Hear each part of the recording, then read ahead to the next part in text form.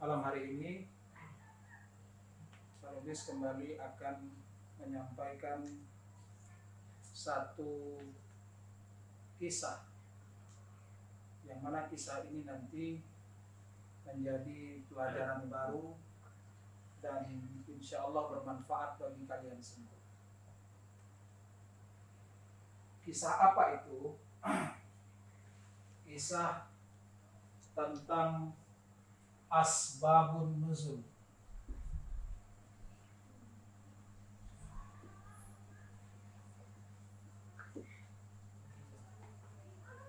Quran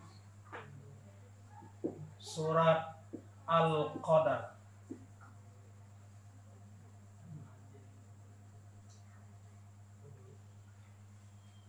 Apa itu asbabun nuzul?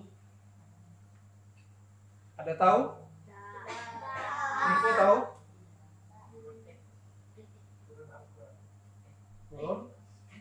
Asbab, apa arti asbab?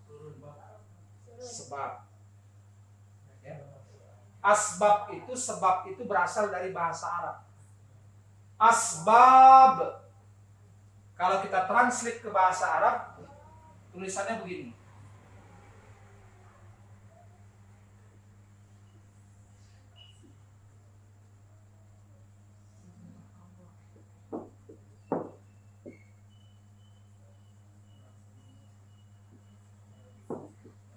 Asbabun nuzul. Quran surah Al-Qadar. Apa itu Al-Qadar? A'udzu billahi minasyaitonir rajim. Inna anzalnahu fi lailatul qadr. Wa ma adraka ma lailatul qadr. Lailatul qadri khairum min alfi syahr. Tanazzalul malaikatu warruhu fiha biidzni rabbihim min kulli amr. Salamun hiya hatta matla'il fajr. Itu Al-Qadar. Berapa ayat? 5 ayat.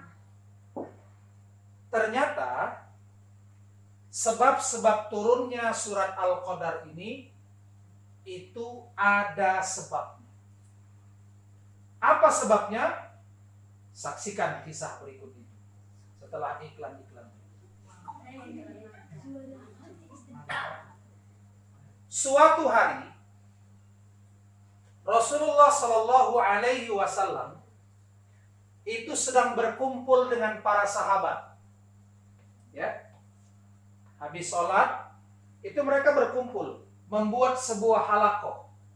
Apa itu halakoh? Rara. Semacam lingkaran. Ya. Halakoh itu semacam lingkaran yang mana berfungsi banyak. Pertama untuk silaturahim, kedua untuk sharing, ketiga untuk temu kangen. Kisah-kisah yang terupdate atau cerita-cerita perkembangan di tempat mereka. Pada saat Rasulullah Shallallahu Alaihi Wasallam ini sedang berkumpul dengan sahabat, ya, tiba-tiba Rasulullahnya tersenyum, senyum dewek, sambil menunduk. Maka sahabat-sahabat yang mengelilingi Rasul tadi, ada Umar, ya, ada Abu Bakar, ada Utsman, ada Ali, dan sahabat-sahabat yang lain. Penasaran. Maka ditegur Rasulullah. Wahai Rasulullah, kenapa engkau tersenyum? Kata Nabi, maukah engkau aku ceritakan kenapa aku tersenyum kepada kalian? Mau ya Rasulullah. Kata Nabi, wahai para sahabatku, nanti di hari kiamat, di padang mahsyar, tempat manusia berkumpul, tanpa sehelai benang pun menempel di tubuhnya, baik laki-laki maupun perempuan, bahkan tidak ada manusia yang memperdulikan lagi malunya. Masing-masing manusia akan mempertanggungjawabkan semua amal perbuatannya selama dia hidup di dunia. Kalau dia beruntung, maka dia akan mendapatkan catatan amal melalui tangan sebelah kanan. Kalau dia merugi, dia akan mendapatkan catatan amalnya melalui tangannya sebelah kiri. Sudah bisa ditebak kemana tujuan dia dilemparkan oleh Allah Subhanahu wa Ta'ala. Kalau dia ke surga, maka kata malaikat Jibril, salamun qaulan mir rabbir rahim wamtazul yauma ayyuhal mujrimun. Surah apa? Yasin. Ya. Tapi kalau masuk ke neraka, wah, itu berhadapan sama malaikat Malik namanya. Ya. Seram, mengerikan. Kalau malaikat Ridwan senyum. Kalah SPG yang ada di Ramayana. Makasih Pak. Itu kan tugasnya dari pagi sampai sore. Terima kasih. Kalau dapat bungkusan, kalau tidak tahu dia. Tapi kalau dapat bungkusan banyak, terima kasih Pak. Lebih ramah dari manusia, malaikat Ridwan, penjaga pintu surga. Maka kata Nabi, wahai sahabatku, nanti di padang mahsyar itu nanti ada seorang hamba Allah, tetapi dia seorang nabi. Ya, ada seorang nabi nanti di padang mahsyar yang dia kemana-mana membawa pedang. Tetapi nabi ini tidak memiliki pengikut. Tidak ada umatnya satupun. Dia sendiri saja berjalan. Membawa pedang. Kayak preman pasar. Menuju mana? Menuju surganya Allah. Namanya nabi ya. Dijamin Allah pasti masuk surga. Siapa nabi ini? Kamu pernah nggak dengar kisah Samson? Ya, Samson Betawi. Samson anak Betawi. Kecil ya badannya, tua umurnya. Ada yang pernah dengar? Kalau misalnya di film Indonesia versinya Samson anak Betawi. Kalau di film Barat namanya Samson. Ternyata ada pengelabuan sejarah. Samson itu yang difilmkan menjadi Samson anak Betawi dan Samson dalam film Barat itu ternyata seorang nabi dalam Islam. Siapa namanya? Namanya adalah Sam'un al-Ghazi. Nama nabi tersebut Sam'un al-Ghazi. Kenapa disebut Samson? Samson itu adalah bahasa Ibrani.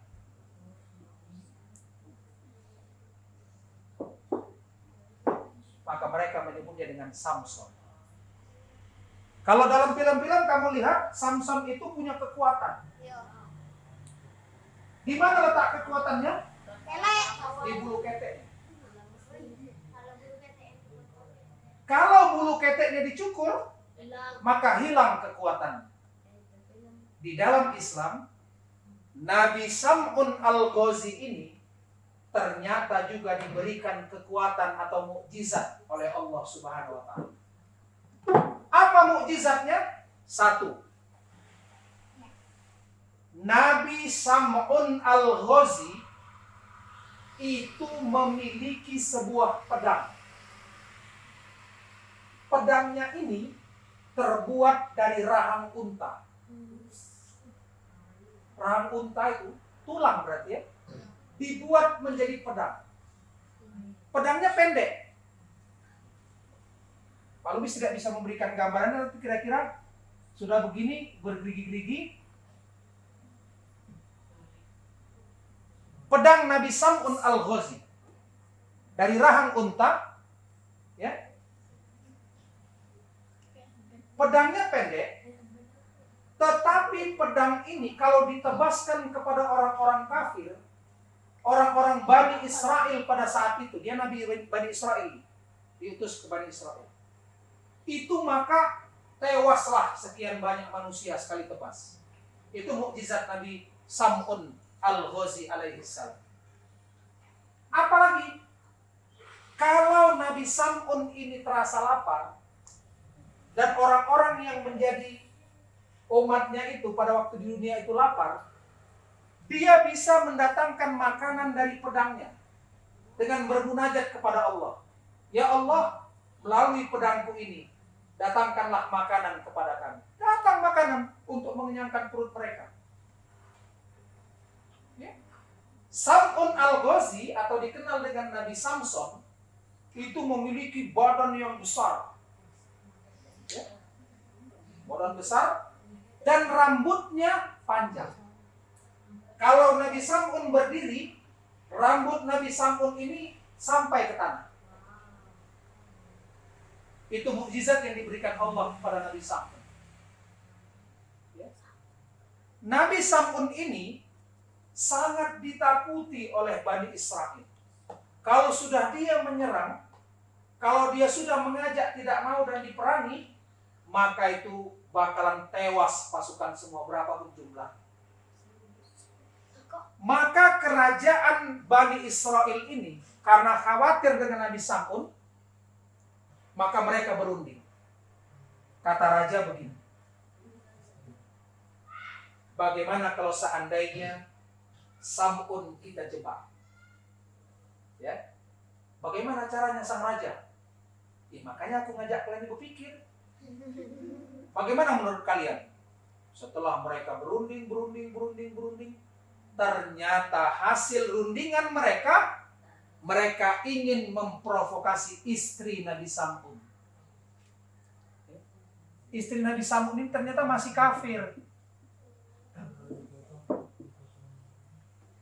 Kalau dulu belum ada aturannya, mukmin jodohnya mukmin, ya. Kafir jodohnya kafir, tidak boleh. Kalau sekarang muslim itu nikah sama orang non muslim itu tidak boleh, haram, zina. Ya. Tapi kalau misalnya laki-laki ketemu misalnya non muslim perempuan, ya, dia senang sama laki-laki itu, udahlah bang Ipo, aku senangnya nengok abang, apalagi abang baru pangkas rambut, tapi ketinggian bang belakangnya bang, misal, ya. Ya, jadi bagaimana? Ya sudah, dedek masuk Islam dulu bang, ya sudah boleh. Nah, sudah masuk Islam bersyahadat, baru boleh dinikahi. Begitu juga sebaliknya, perempuan senang sama orang Korea, walaupun ini kelihatannya lucu, ada orang muslimah senang sama penyanyi Korea, orang kafir tidak sunat, penajis pula, ya, senang walaupun gagah. Banyak tuh apa K-pop, senang. Padahal idola kita sebagai umat Islam itu siapa? Baginda Rasulullah Sallallahu Alaihi Wasallam. Tidak ada orang yang lebih mulia dari baginda Rasulullah. Jadi kalau hari ini kamu mengidolakan orang-orang non-muslim, berhentilah, karena itu merusak akidahmu sebagai seorang muslim.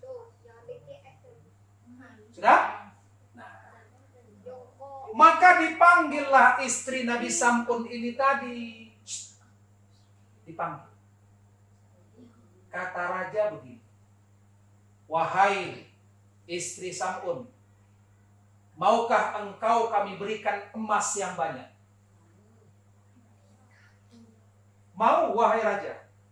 Kalau engkau ingin kami berikan emas yang banyak, maka kami ingin engkau menjebak suami. Tergiur dengan emas tadi, bagaimana caranya? Bagaimana cara kamu sajalah. Kau ikat Sam'un di saat dia tidur, nanti setelah itu urusan kami yang akan membawanya. Maka malam pun datang, singkat cerita.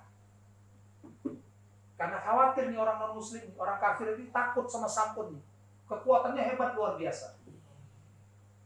Ditunggu, hari pertama ditunggu sama istrinya, suaminya tidur. Tidak tidur Nabi Sam'un nih. ternyata ibadahnya terlalu banyak. Tidurnya sedikit, bukan macam kita. Ibadahnya dikit, tidurnya banyak, makannya berkali-kali. Ya? Main HP. Nabi Sam'ud tidurnya sedikit, ibadahnya banyak sepanjang malam. Ya Alif ya? Maka ditunggu sama istrinya. Tidur suami itu, tengok di biliknya. Masih aja berzikir kepada Allah.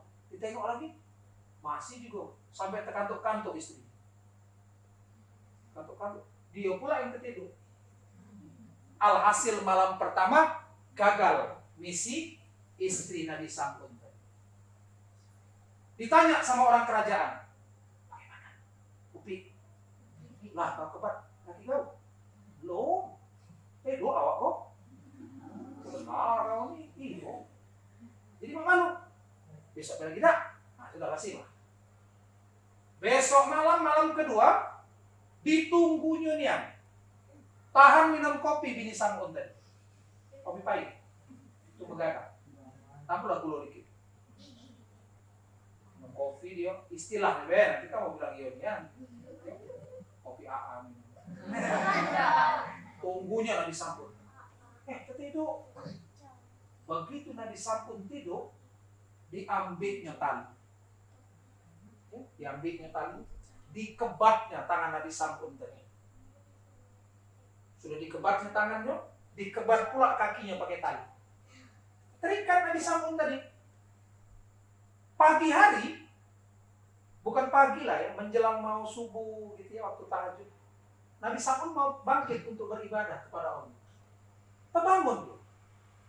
Nah, ini kok ada yang nikah? Dipanggilnya istrinya. Oh, Pe. Apa bang? Siko dulu. Siapa yang ikat kau ha? Aku bang. Ngapa kau ikat? Aku nak ngetes kau. Ionian kau kuat apa tidak? Sejauh mana kekuatan kau bang? Oh ma itu, bolehlah. Begitu dipanjatkan sama Nabi Sam'ud doa, kalau bahasa kita mantra, entah apa dibacanya, entah Allahumma inni a'udzubika minal khubuthi wal khaba'is, itu dah. Bismillahirrahmanirrahim. Ya. Tapi kalau Bismillahirrahmanirrahim, jawab terbuka. Tapi kalau Allahumma inni a'udzubika minal khubuthi wal khaba'is, pret.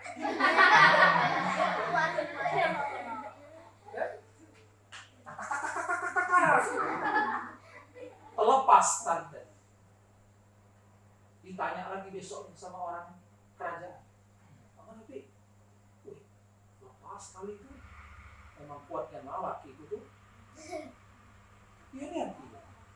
Jadi macam mana? Aku belum nyerah kata dia. Besok malam lagi. Besok malam tidur lagi Nabi Sam'ud. Kalau tadi tali, malam ini disiapkannya rantai. Begitu tidur Nabi Sam'ud tadi, dikebatnya tangannya. Nah, tadi malam kau pakai tali, malam ini pakai rantai, kebatnya. Kalau kita rantai itu gembok, apa? Sepeda, ya sudah tuh kapal pakai rantai itu. Leher pakai rantai. Kebat kaki. Terbangun lagi Nabi Sam'ud tadi. Nah, diikat lagi. Panggil lagi bini. Ngaku lagi. Iya bang, aku nak ngetesnya kekuatan kau macam mana nih ya. Baca doa lagi. Terlepas lagi rantai.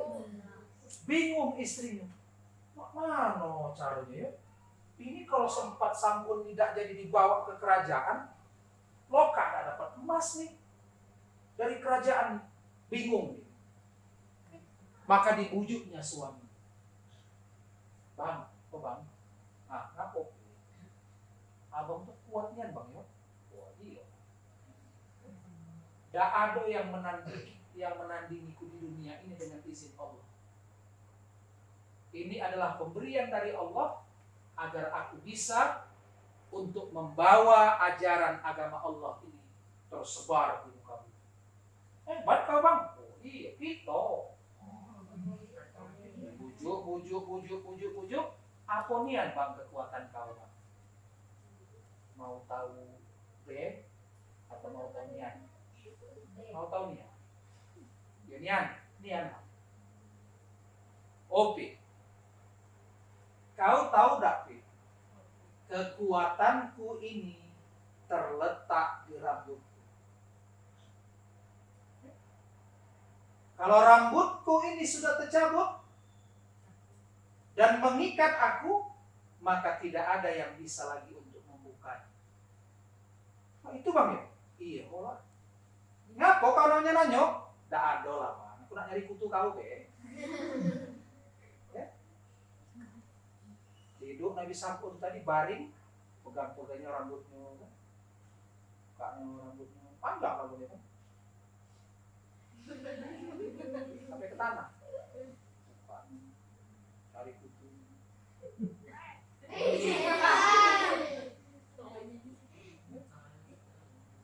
Tertidur Nabi Sampun. Dicabutnya rambut. 2 ekor, dikebatnya tangan Nabi Sampun. Cukup dah rambut untuk kebat tangan? Cukup lah, kan panjang. Ada manusia tinggi, ya, tinggi di zaman Abid itu tinggi, tapi rambutnya dikit. Bagaimana Nabi Sampun yang hidup pada zaman sebelum Nabi Muhammad besar lah. Kamu tahu kisah Nabi Adam? Nabi Adam itu tingginya, kalau kamu lihat lapangan bola Stadion Gelora Bung Karno, segitulah Nabi Adam. Bayangkan. Kalau Nabi Adam tingginya sepanjang lapangan GBK, Stadion GBK, sebesar apa nyamuknya?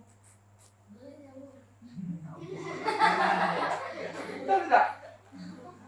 Tidak mungkin nyamuknya sekecil-kecil kita kan. Seidak-idaknya nyamuk itu sebesar kerbau. Betul tidak?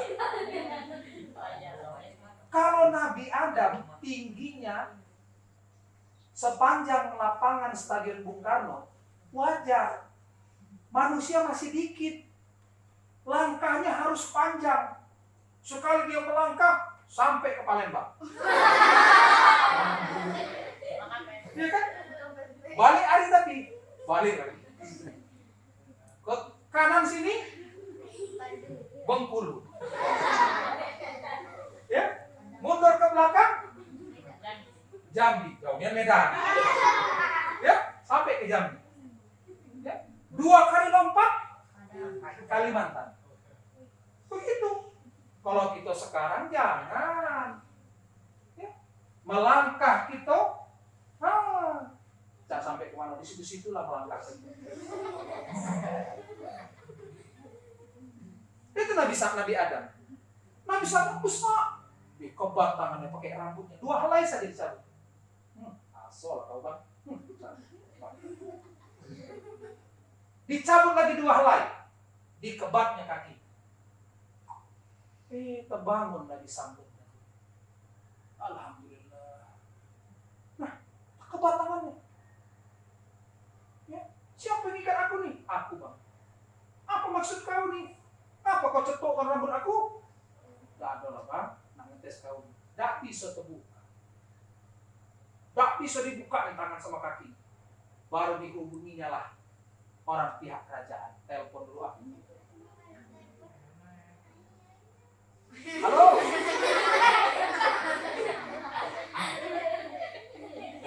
Ini suamiku sudah terkebat. Psikolog Len. Iya kan, Be? Iya. Sini lah. Oke ya. Let's go. Istilah. Datang pihak kerajaan tadi. Ya. Kondisi Nabi Sampun tadi yang terikat dibawa ke kerajaan. Dibawa ke kerajaan, ya. Dipanggil seluruh rakyat waktu itu. Kerajaan Romawi. Istana yang begitu besar. Ini ada alun-alun. Ya, dikumpulkannya rakyat. Di tengah-tengah ini ada tiang. Tiang besar. Kalau kita ya tiang pondasi lah. Maka dibawa Nabi Sampun tadi, dikebat tangannya, ya. Nabi Sam'un di sini, diikat dia, tangannya dikebat, kakinya dikebat. Ya. Sesudah dikebat tadi, dibutakan matanya. Karena kekuatannya sudah hilang. Dibutakan mata Nabi Sam'un tadi, kemudian kupingnya dipotong. Tidak cukup kayak gitu untuk melumpuhkan dia, dipotong kaki dan tangan. Masih hidup. Masih hidup Nabi Sam'un tadi. Ya. Istrinya yang menyaksikan suaminya di seperti itu, tidak ada merasa bersalah, istri durhaka. Maka Nabi Sam'un berdoa kepada Allah. Apa doa Nabi Sam'un? Kata Nabi Sam'un, ya Allah, jika engkau ingin mengembalikan kekuatanku, maka kembalikanlah melalui kuasamu, agar aku bisa menghancurkan orang-orang kafir. Maka Allah menurunkan malaikat Jibril. Didengarnya doa Nabi Sam'un tadi. Kalau Nabi itu kan waliullah, orang yang dekat kepada Allah. Doanya dikabulkan. Kalau kita berdoa jarang dikabulkan. Kenapa? Banyak kita maksiat. Tiap hari ngaji, keluar malam terus juga. Ya kan? Entah apa gawe kita di luar. Sholat kita subuh, zuhur tak kemana. Asar ketiduran, maghrib terlambat, isya ketiduran lagi. Apa badan besar? Lapar terus bawaannya. Bangun tidur makan. Malam makan lagi. Tengah malam mentong lagi. Apa roh bongkong?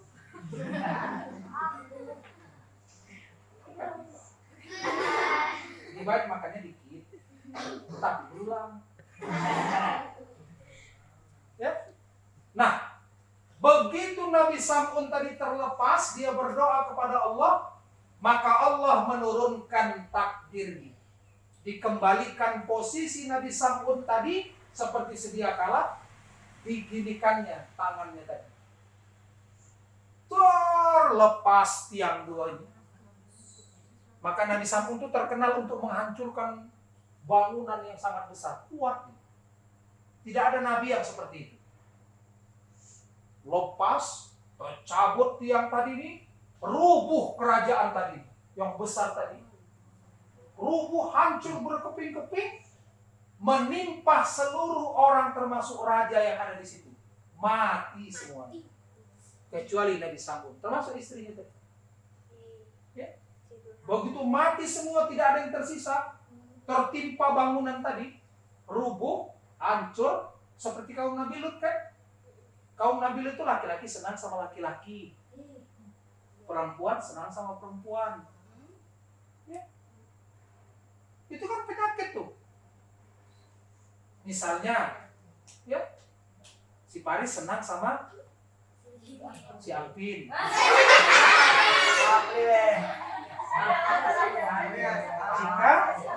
Cika senang sama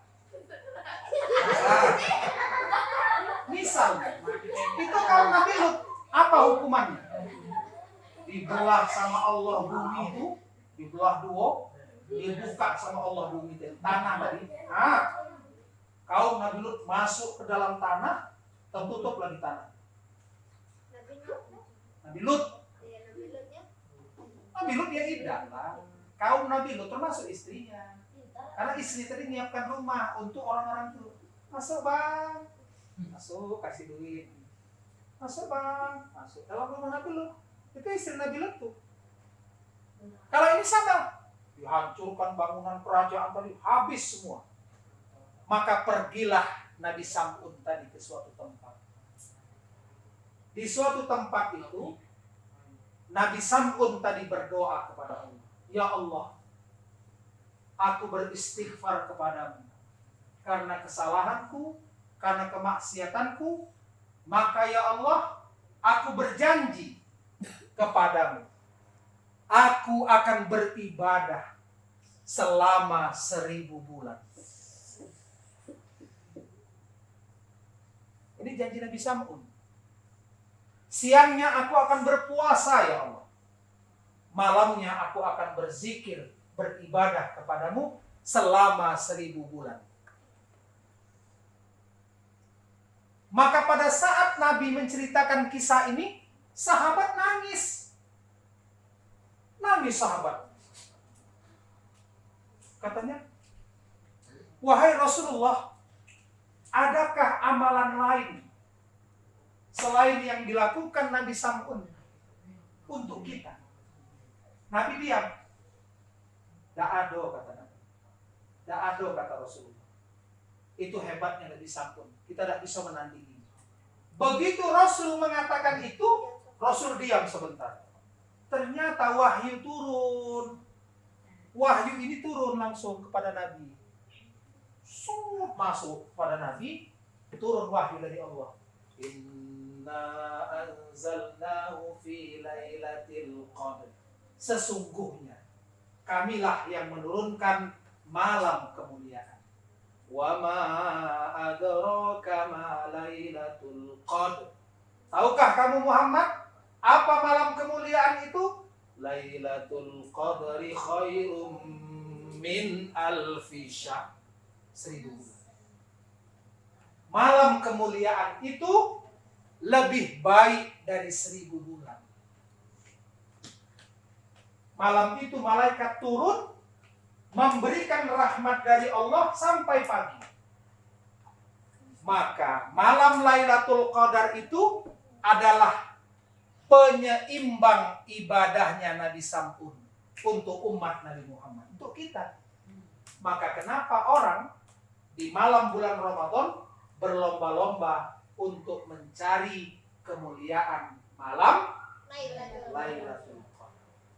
Agar apa?